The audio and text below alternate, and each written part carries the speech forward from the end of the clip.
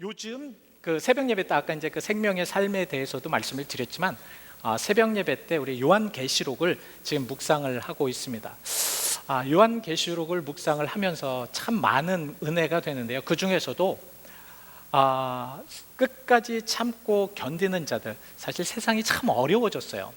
세상이 어려워졌기 때문에 사탄은 개삭 세상적인 것, 오늘 이제 기독교 영화를 찍으신 분도 계시지만 이 문화, 여러 가지 상황 속에서 이 사탄은 세상적인 것으로 우리 교회나 성도들을 자꾸 바꿔놓으려고 하는 그런 미혹을 한다는 말씀입니다. 요한계시록에서는 뭐라고 말씀을 하고 있냐면, 그래도 그것을 끝까지 이기는 자는 하나님께서 큰 은혜와 또 보상을 하실 것이라고 분명하게 이제 말씀을 하고 있습니다. 자, 우리가 이러한 상황에서 어떻게 살아가는 것이 진정한 이 말세에 살아가는 모습이 될 수 있을까를 우리는 생각해 보아야 된다는 것이죠.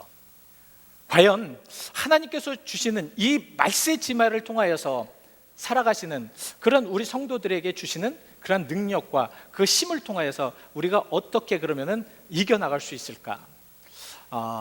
이 어드벤트 기간뿐만 아니라, 그러니까 대강절 기간뿐만 아니라 우리의 모든 삶이 그래서 하나님을 이렇게 좀 닮아가는 삶, 아니면 하나님을 좀 이렇게 좀 만날 수 있는 체험의 삶이 필요하겠다. 왜냐하면 지난주에 첫 번째 말씀을 드렸습니다. 왜냐하면 우리가 예수 그리스도의 오심을 기다려야 되는 그러한 입장에 놓인 사람들이기 때문에 확실한 무엇인가 신앙이든가 아니면 근거를 가지고 있어야지만 우리의 마음에 하나님을 온전하게 그렇게 맞이할 수 있고 담을 수 있는 그러한 그릇이 될 수가 있다라는 말씀입니다. 그래서 사도 요한은 뭐라고 말씀을 하고 있느냐, 바로 요한계시록 22장 20절, 지난주에 첫 번째 말씀을 드렸습니다. 우리 함께 저거는 읽어보셔야 될 것 같습니다. 같이 함께 크게 읽어보시죠. 시작. 이것들을 증언하신 이가 이르되 내가 진실로 진실로 속히 오리라 하시거늘 아멘 주 예수의 오시옵소서. 자, 아멘 주 예수의 오시옵소서. 그러니까 이 아람어로 마라나타 신앙이거든요. 우리가 마라나타 신앙을 좀 가져야 되는데, 예수님께서 언제 오셔도 어떤 상황이 오셔도 내가 준비하면서 이기겠다라는 그런 다짐의 그런 고백이라는 말씀입니다. 우리가 저런 어떤 깊은, 아니면 하나님을 기다리는, 예수 그리스도를 기다리는 그런 깊은 신앙의 심으로 가지고 이 이사야를 우리가 묵상을 하게 되면 이 이사야의 그 모든 말씀이 우리에게는 은혜가 될 수밖에 없다라는 말씀입니다. 그래서 오늘 우리가 이 말씀을 통하여서 과연 어떻게, 어떤 모습으로 은혜를 받는 것이 중요한가. 이 이사야에는요, 그래서 굉장히 많은 그런 은혜가 있는데, 그 이사야를 구약의 복음서다, 아니면 이사야의 복음이다, 이렇게 할 정도로 이 복음이 굉장히 많이 들어가 있습니다. 이 복음이라는 것은 무엇을 의미하냐면 바로 하나님의 말씀, 그리고 구원의 말씀을 말씀하는 것입니다. 구원의 말씀들이 이 이사야 안에는 굉장히 많이 들어가 있습니다. 그래서 이사야를 통하여서 억눌렸던 자들, 고통받는 자들, 정말 하나님이 없다라고 그렇게 말하는 자들에게까지 하나님의 구원의 역사는 계속해서 주어진다라는 말씀입니다. 이러한 말씀을 통하여서 정말 이사야는 하나님의 은혜가, 그 메시아가 와서 그 억눌렸던 모든 자들을 구원하실 것이라고 말씀을 하고 계신데, 그 구원하는 메시아는 어떤 분이느냐, 바로 우리의 고통, 사실 죄를 지으면 성경의 모든 것이 다 그렇게 말씀을 하고 있습니다. 죄를 지으면 그 죄에 대한 대가를 분명히 받아야 될 수밖에 없습니다. 이것은 당연한 거예요. 죄를 지었는데 그 죄가 그냥 넘어가는 일은 성경에는 아무것도 없습니다. 그러면 그 죄를 지은 자들의 그러한 상황 속에서 그 죄를 담당해야 되는데, 우리가 그 죄를 담당하는 그 고통을 예수 그리스도가 대신 지셨다는 말씀이 이사야의 말씀입니다. 목사님, 그거 어디에 있습니까? 말씀해 주십시오. 예, 이사야 53장 5절에 있습니다. 이사야 54장 5절 말씀에 보시면, 그가 찔림은 우리 때문에 우리의 허물로 인하여서 그렇고, 상함은 우리의 죄악 때문에 그렇으며, 징계를 받으면 우리가 평화를 맞아야 되기 때문에 그렇고, 그가 채찍을 맞음으로 우리가 나음을 얻어야 하기 때문에 그렇다는 것입니다. 자, 이런 말씀을 드리면 많은 사람들은 두 가지 종류로 딱 나타납니다. 첫 번째 종류는 어떤 분들이냐면, 저 말씀을 딱 묵상하면 가슴이 아주 찡하게 느껴옵니다. 그래서 저 말씀이 정말 나에게 주시는 말씀이구나, 이 말씀을 통해서 내가 어떻게 예수 그리스도에게, 또한 하나님의 은혜에 어떻게 그렇게 살아가야 될까를 다짐하는 분이 있는가 반면에, 어떤 분은 I don't care예요. 저게 나에게 무슨 의미가 있을까? 저렇게 이야기하는, 저렇게 말씀하시는 것이 나에게 어떤 의미가 있을까? 이렇게 생각하시는 분들이 계십니다. 그래서 지난주부터 우리가 기다림에 대해서 말씀을 하면서 베드로도 이렇게 말씀을 했어요. 똑바로, 그래서 우리가 이해를 해야 된다는 거죠. 똑바로 알아야 된다는 것입니다. 우리가 어떤 신앙생활을 했을 때 그 신앙생활이 우리가 어떤 신앙생활이고 어떤 모습으로 살아가야 되고 어떻게 우리가 신앙생활을 해야 하는지를 정확하게 이해하면서 하라는 것입니다. 저는 그것에 동의합니다.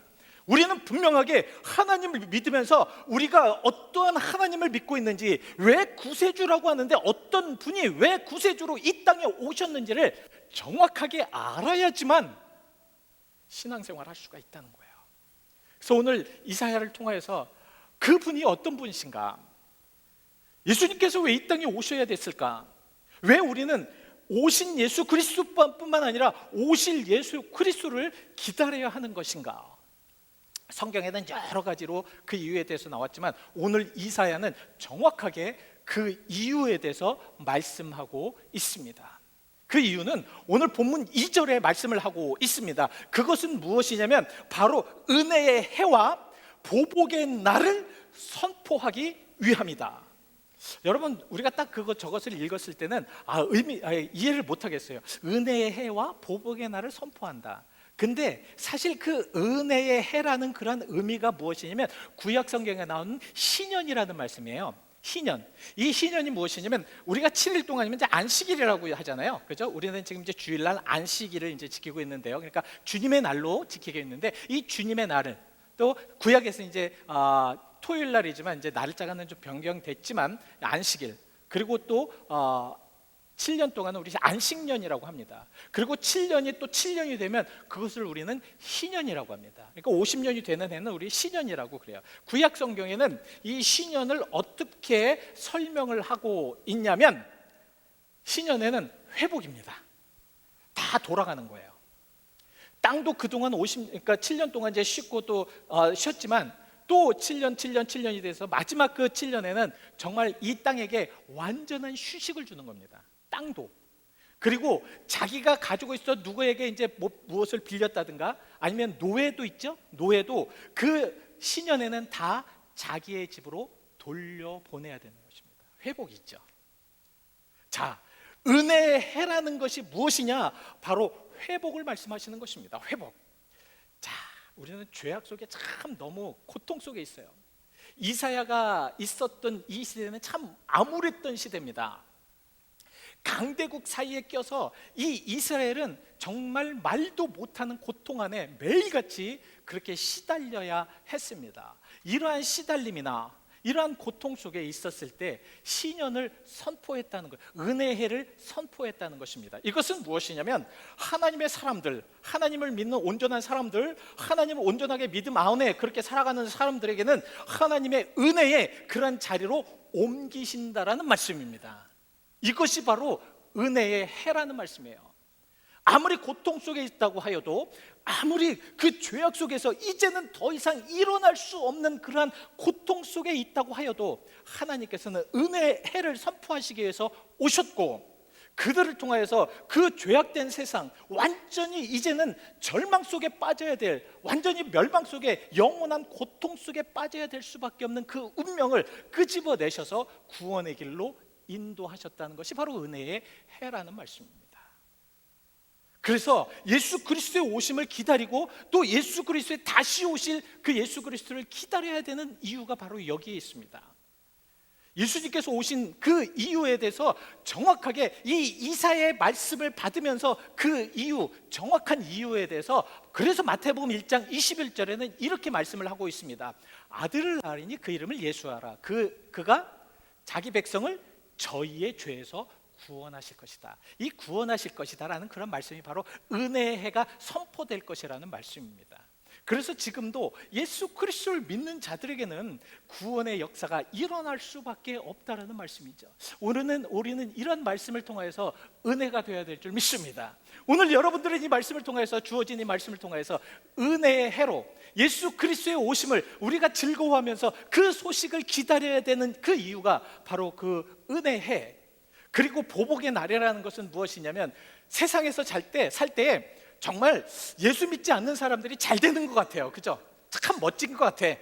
정말 모든 것들 딱 보면은 너무너무 잘 되는 것 같고, 예수 믿지 아니하는 그런 기업인들이 너무 풍성하게 잘 되는 것 같지만, 그것은 일순간이라고 성경에는 말씀을, 그들을 저주하기 위해서 말씀드리는 것이 아니라 진정으로 성경에서 말씀하려고 하는 그 진정한 의미는 무엇이냐면, 바로 그랬기 때문에 하나님께서는 보복의 날로 선포하신다는 것은, 그들이 있어야 될 곳은 그곳이 아니라 이제는 멸망의 날로, 멸망의 곳으로 옮겨진다는 말씀입니다. 그 모든 것을 아주 자세하게 설명한 것이 바로 요한계시록입니다.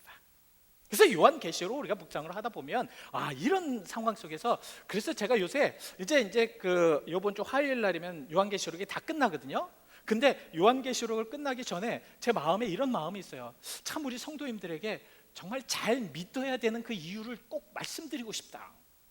우리가 이 말씀을 왜 잘 믿어야 되는가, 왜 잘 믿어야 하냐면, 이제는 기회가 없기 때문에 그렇다는 말씀입니다.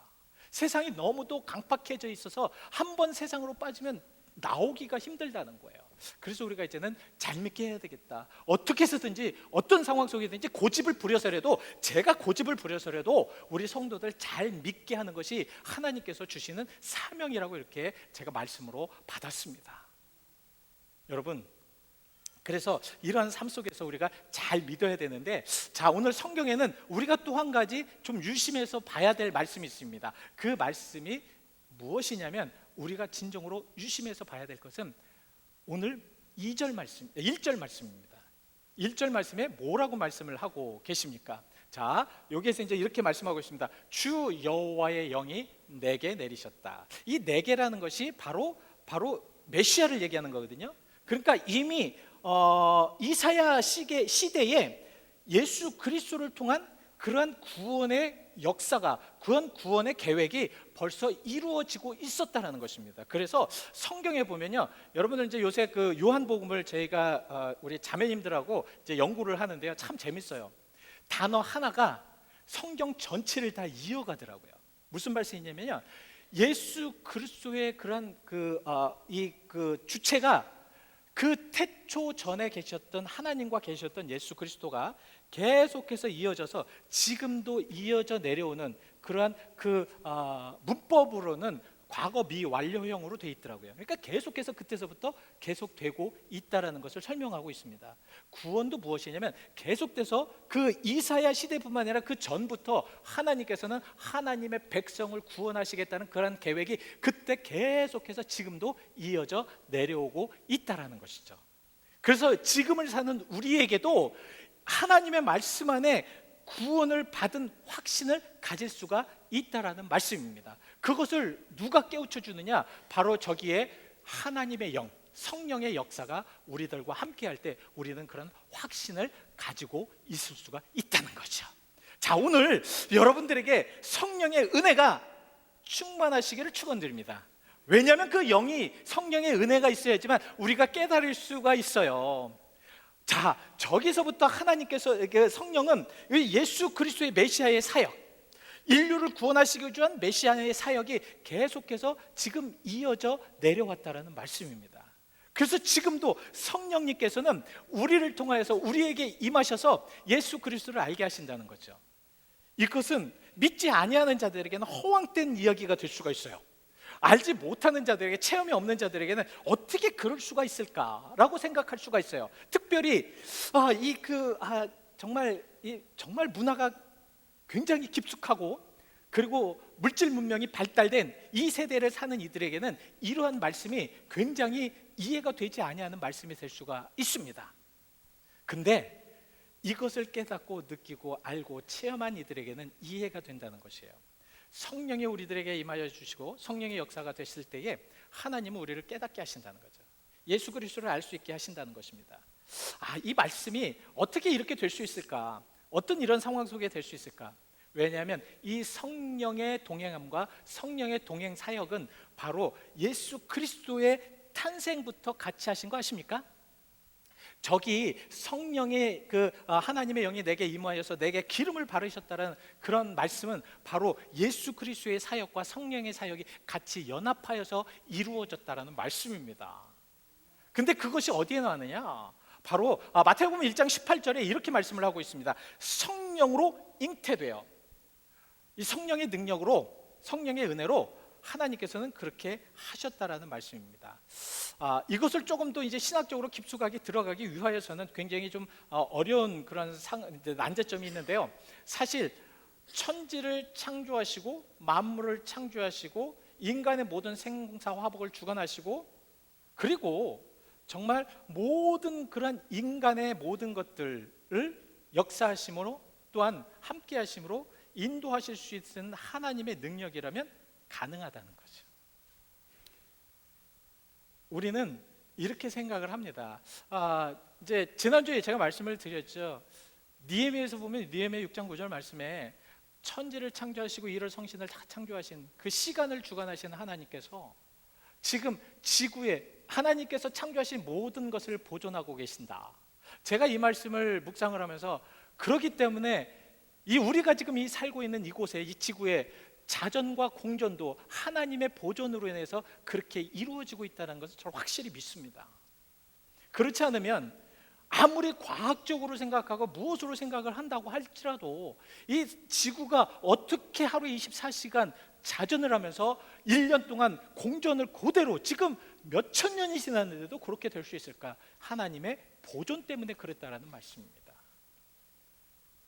자, 그래서 우리가 이런 믿음을 볼 때는 성령의 역사하심은 분명히 그것이 가능하다. 자, 그러면은 우리가 이제 마지막으로 하나님께서 예수 그리스도께서 이 땅에 오심의 그 즐거움의 소식을 우리가 기다려야 되는 그런 이유가 바로 예수 그리스도의 사역을 통해서 우리는 알 수가 있습니다. 그래서 간단하게 여러분들과 그 말씀을 드릴 수 있도록 하겠습니다. 자, 첫 번째는 우리가 그 예수 그리스도의 사역은 무엇이냐면 죄인들에게 또한 마음이 가난한 자에게 아니면 나약한 자들에게 하나님의 복음의 말씀, 은혜의 말씀 그리고 축복의 말씀이 전해졌다라고 이렇게 말씀을 하고 있습니다.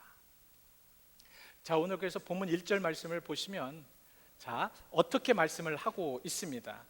가난한 자에게 그 아름다운 소식이 전하여졌다. 이 아름다운 소식은 구원의 소식입니다. 자, 여기서 이제 우리가 가난하다라는 말씀에 대해서 우리가 좀 생각을 해봐야 됩니다. 이 가난하다라는 것을 우리가 일반적으로 생각했을 때 정말 돈이 없는 사람 맞습니다. 아무것도 할 수 없는 사람, 의식주를 자기 마음대로 이렇게 무엇인가를 할 수 없는 사람을 얘기하고 있습니다. 그렇지만 이러한 그런 의미보다도 더 큰 의미는 영적인 의미입니다. 무슨 말씀이냐면 이 가난한 자들에게 복음을 전해줬다라는 말씀은 그 복음이 그들에게 전하여졌을 때 받아들일 수 있는 이들, 이것은 뭐를 의미하냐면 예수 그리스도를 통해서 정말 믿기지는 않지만 정말 알 수는 없지만 그래도 무엇인가 나의 심령에 역사하시는 예수 그리스도를 통해서 그것을 깨닫고 이제는 내가 의지할 수 있는 것은 내 마음이나 내 생각이나 내 모든 것들을 의지할 수 있는 것은 세상 것이 아니라 하나님밖에 없구나라는 것을 생각하는 것이 가난하다는 의미입니다. 이것이 예수님께서는 바로 마태복음 5장 8절 말씀에 가난한 자는 복이 있나니 천국이 저희 것이며 라는 말씀 속에 그 의미를 받을 수가 있습니다. 그러니까 가난한 자가 심령에 가난한 자가 복이 있을 이유가 무엇이냐면 하나님의 말씀이 아무리 주어져도 그 심령에 가난하지 않고 그 심령에 하나님을 온전하게 의지하려고 하지 않고 하나님을 믿지 아니하는 그런 영혼에게는 하나님의 나라가 그 마음속에 들어갈 수가 없다라는 것입니다. 그러나 가난하여서 부족함을 느끼고 내가 정말 부족함이 있기 때문에 나로는 안 된다는 것을 확실히 믿고 예수 그리스도를 통하여서 나아갈 때 그 가난함을 통해서 천국을 소유할 수 있는 힘을 주신다는 것이죠. 그래서 우리는 이 가난한 자에게 복음을 주셨기 때문에 우리 즐거운 그 소식을 우리는 기다려야 될 줄 믿습니다. 그리고 두 번째는 예수 그리스도의 사역은 삶의 변화입니다. 삶의 변화. 예수님을 믿고 예수님을 믿었어요. 예수님을 온전하게 믿었어요. 그리고 예수님을 만났어요. 그렇다면 그 사람이 만약에 변화되지 아니하였다면 그것은 잘못된 것입니다. 예수 그리스도는 항상 예수를 만났을 때, 예수와 함께 했을 때, 예수님이 우리에게 큰 능력을 주셨을 때 변화가 될 수밖에 없습니다. 오늘 본문 1절을 한번 보시길 바랍니다. 본문 1절에도 이렇게 말씀을 하고 있습니다. 자, 정말 하나님께서 이렇게 마음이 상한 자를 고치시기 위해서, 오늘 여러분들이 찬양송 하셨잖아요. 마음이 상한 자를 고치시는 주님. 정말 마음이 상한 자를 고쳤다. 그리고 정말 또 이렇게 말씀을 하고 있습니다. 포로된 자, 갇힌 자, 이런 자들을 그냥 놔두시는 것이 아닙니다. 여러분 이렇게 보시면 됩니다. 우리가 예수를 믿잖아요. 예수를 믿었을 때 분명히 나의 죄성을 가지고는 하나님 앞에 나갈 수가 없습니다. 거룩하신 하나님 앞에 절대 나갈 수가 없어요. 어떻게 해서든지 그 죄를 해결을 봐야 됩니다. 그리고 나가셔야지 그 죄가 해결되지 않은 상황에서 나가되면 의미가 없어진다라는 말씀입니다. 이런 의미가 없어지는 이런 상황 속에서 우리는 정말로 계속 신앙생활을 하다면 이것이 바로 우리가 쉽게 얘기하는 매너리즘에 빠지게 돼요. 그렇게 되면 10년이 되고 20년이 돼도 이거는 계속 똑같은 은혜 없는 그런 삶을 살아갈 수밖에 없다. 그래서 은혜 있는 삶, 하나님과 동행하는 삶은 변화돼야 됩니다. 예를 들면 저도 그 체험을 많이 했습니다. 마음에 굉장히 사람을 미워하고, 목사님도 사람을 미워하십니까? 어느 때는 그런 마음이 들 수가 있습니다. 목사님인데 근데 그럴 수가 있어요. 왜냐하면 사탄은요, 목사고 뭐고 하여튼 계속해서 그렇게 시험을 하기 때문에 그렇습니다. 근데 여러분 한번 생각을 해보십시오. 그랬을 때 그것을 이제 느낍니다. 내가 이랬구나 라고 느꼈을 때는 자유롭지가 못해요. 자유롭지가 못하다는 거예요. 꼭 억눌려 있는 것 같고, 그리고 행복하지가 않습니다. 마음이 행복하지가 않으니까 찬양도 은혜가 안 돼요. 아무것도 은혜가 안 됩니다. 사람 만나는 것도 귀찮아져요. 싫어집니다. 누가 뭐라고 하고, 옛날 같으면 막 만나자고 하고 먼저 만나자고 그러면 와, 목사가 먼저 만나야 되는데 먼저 만나자고 하는구나 하고 막 즐거운데 그런 마음이 없어집니다. 왠지 아십니까? 이런 것이 갇혀져 있기 때문에 그렇습니다. 우리의 마음이 죄로 인하여서, 우리 죄는요 항상 우리를 가두어놔요. 억눌려 놓습니다. 그렇기 때문에 우리가 마음대로 무엇을 하지를 못하게 합니다. 그렇게 되니까 어떻게 돼요? 계속 좌절될 수밖에 없죠. 근데 이러한 자들에게 예수 그리스도께서 오셔서 변화시킨다는 거예요. 모든 것을 변화시켜 주신다는 거예요. 자유롭게 해주신다는 것입니다. 예수가 용서하시고, 예수께서 예수님의 그 피로 우리가 용서함을 받았을 때 자유롭게 될 수가 있다는, 이 자유롭게 됨으로 인해서 우리는 정말 하나님을 더 찬양하면서 눈물로 하나님 앞에 감사할 수가 있다라는 말씀입니다. 그래서 오늘 3절 말씀에도 이러한 말씀이 있어요. 뭐라고 말씀을 하십니까? 자, 시온에서 슬퍼하는 자, 이 시온에서 슬퍼하는 자들에게 화관을 주어라. 화관이 무엇이냐면 꽃으로 만든 이쁜 면류관입니다. 사람이, 남자도 그렇고 여자도 그렇고 아무리 기분이 나빠도 이 꽃으로 이쁘게 만든 이 화관을 보면 얼마나 좋겠어요. 그러니까 슬픔에 가득 차 있는 자들, 그래서 이 화관과 저기에서 말하는 재는 공통점은 무엇이냐면 들어서 이렇게 쏟아 붓는 것입니다. 화관은 기쁨의, 승리의 그러한 표시지만 죄라는 것은 슬픔입니다. 고통입니다. 아픔입니다. 그래서 그 죄를 쓰고 있다는 것이 무엇이에요? 죽고 싶을 만큼 괴로울 때 이 죄를 쓰게 되어 있습니다. 왜 성경에 보면 정말로 가장 괴로울 때, 가장 아플 때, 가장 고통스러울 때 죄를 쓰는 모습을 볼 수가 있습니다. 자, 죄를 써야 되는 그러한 사람들, 죄를 쓸 수밖에 없는 그런 사람들, 그런 사람들에게 무엇을 주라고요? 화관을 주어라. 변화시키라는 것이죠. 예수 그리스도를 통하여서 정말 슬픔으로 밖에 올 수 없는 삶, 고통으로 밖에 올 수 없는 삶, 정말 매일 보면은 너무 실패가 많고 어떤 것을 볼 수가 없고 정말 앞이 안 보이는 그런 삶 속에서 예수 그리스도를 통하여서 그에게 화관을 주어요. 기쁨을 갖게 하라는 말씀입니다. 여러분 기쁘십니까? 기쁘십니까? 기뻐야 됩니다. 예수 믿는 이들은 기뻐야 합니다. 기쁨이 샘솟아야 됩니다. 그러나 우리들의 삶은 그렇지 않잖아요. 그죠? 솔직하게 한번 고백하시자고요. 저만 그런 것이 아니라 여러분들도 어느 때는 정말 좌절되고 고통되고 완전히 정말 땅 깊숙하게 들어가서 도저히 나올 수 없는 그런 고통 속에 들어가지 않습니까? 이것을 우리는 인생에 있어서 실패라고 이야기를 합니다. 그러나 예수님 앞에서는 실패가 없습니다. 왜냐하면 그 실패의 죄를 쓰고 있는 그들에게조차 하나님은 화관을 그에게 주기를 원하고 계시기 때문에 그렇다는 말씀입니다. 자, 마지막으로 예수님이 오시는 그러한 임무의 마지막은 영광됨입니다. 근데 이 성경에는 이 영광되다, 이 glorify하다는 그러한 영광스럽다라는 것은 바로 하나님에게만 속해 있는 단어입니다. 이것은 무슨 말씀을 하냐면 우리들의 삶을 통하여서 하나님을 영화롭게 만든다는 것입니다. 여러분, 이 하나님께 영화롭게 만든다는 것은 무엇을 의미할까요? 여러분, 어떤 삶이 바로 하나님께 영화로운 삶일까요? 저는 이렇게 봅니다. 오늘 여러분들이 예배를 드리셨을 때 이 예배가 하나님이 기뻐하시는 예배가 하나님께 영광스러운 그러한 예배라는 말씀입니다. 여러분들이 인생을 살아가면서 죄를 져야 합니다. 내가 이 앞에 죄를 지어야 될 수밖에 없는 그런 상황이 있습니다. 이 죄를 짓고 넘어가야지만 인생길이 탄탄하게 될 수도 있습니다. 그러나 성경에서는 무슨 말씀을 하고 계시냐면 그 죄를 통하여 그 죄를 짓지 않도록 이를 악물면서 끝까지 죄를 지지 않고 그렇게 살아가려고 하는 그러한 모습, 이것이 바로 하나님께 영광스러운 모습이라는 말씀입니다. 그래서 우리는 정말 하나님 말씀 안에 그렇게 온전하게 살아가야 될 이유가 바로 거기에 있습니다. 그래서 이사야는 이렇게 말씀을 하고 계십니다. 이사야 60장 1절 말씀에 일어나라 빛을 발하라 내 빛이 이르렀고, 이거 무엇이냐면 잠자고 있는 이들, 도저히 정말 어떻게 할 수 없는 그런 상황 속에서 있는 이들에게 바로 이사야는 말씀을 통해서 일어나라고 말씀을 하고 있습니다. 일어나는 것뿐만 아니라 빛을 발하라. 그 빛은 어떤 빛이냐면 하나님께서 오시는 그 영광의 빛, 하나님의 은혜의 빛. 그래서 나를 통하여서 하나님의 살아계심을 인정하게 만들라는 말씀입니다. 나를 통해서 내가 하나님의 사람이고 내가 하나님을 믿는 사람이고 내가 하나님의 역사심에 그렇게 들어가서 그 영광되게 사는 사람이라는 것을 보여주는 말씀입니다. 그럴 때에 뭐라고 말씀을 하고 계십니까? 여호와의 영광이 내 위에 임하였습니다.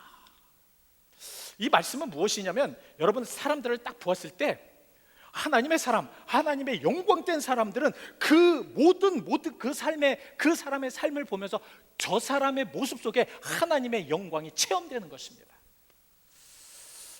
조금 너무 허무맹랑합니까? 말씀이? 아니죠. 우리는 이렇게 살아가야 되겠죠. 이렇게 사는 이들에게는 이 메시지 말에 주님의 오심의 기쁨의 소식이 될 줄 믿습니다. 여러분, 이런 소식으로 우리는 정말 기다리고 나가야 될 줄 믿습니다. 그래서 예수님도 그렇게 말씀을 하셨어요. 요한복음 17장 1절에 하나님께서 나를 영광스럽게 하셨습니다. 그렇기 때문에 하나님의 영광이 나에게서도 나타나게 하시옵소서. 하나님을 우리가 믿게 하셨습니다. 하나님 분명히 우리를 믿게 하셨습니다. 그 믿음을 통해서 하나님의 영광이 나의 삶을 통해서 나타나게 하시옵소서. 자, 오늘 말씀을 이제 정리를 합니다. 다 마쳤습니다. 여러분, 이 말씀을 통해서 즐거운 소식을 기다리는 이때에, 아름다운 소식을 기다리는 이때에 과연 여러분들은 어떤 소식을 지금 받으셨습니까? 오늘 분명히 말씀을 통해서 하나님은 여러분들에게 소식을 전하신 줄 믿습니다. 이 소식을 여러분들이 받고 감동하여서 그 소식을 통하여 하나님의 영광을 드러낼 수 있는 여러분들이 되시기를 바랍니다. 우리 잠시 눈을 감아 보시고요. 자, 이 말씀을 통하여서 여러분들은 어떤 말씀을 받으셨습니까? 무슨 말씀을 받으셨습니까? 이 메시지 말에 하나님의 말씀이 혼탁하여져서 말씀을 계속 전하여도 사람들은 너무 혼탁하여져서 그 말씀을 그대로 받을 수가 없습니다. 그래서 지난주에 베드로는 정말 그 하나님의 그 재림이 없다고 하는 거짓 교사들, 그곳에 그 교회에서 무리해서 정말 하나님의 재림은 절대도 없다라고 하는 그들을 향해서 외칩니다. 아니다, 예수님의 재림은 분명히 있을 것이다. 그렇기 때문에 너희들은 정확하게 믿어야 되고 정확하게 이해해야 된다. 오늘 이사야를 통하여서도 우리에게 말씀을 하고 계십니다. 분명한 것은 그 이사야 시대부터 예수님의 그 메시아의 오심을 준비하셨고, 또 그 전부터 하나님께서는 인류를 위한 구원의 계획을 지금 세워놓으셨습니다. 바로 이 시간 여러분과 저 때문에 이것이 느껴지지 않으면 오늘 여러분들 시간 너무 허비하신 겁니다. 마음에, 심령에 이 시간 잠시 묵상을 하실 때에 이 말씀이 여러분들의 심령에 터치하시길 바랍니다. 터치하심이 있기를 바랍니다.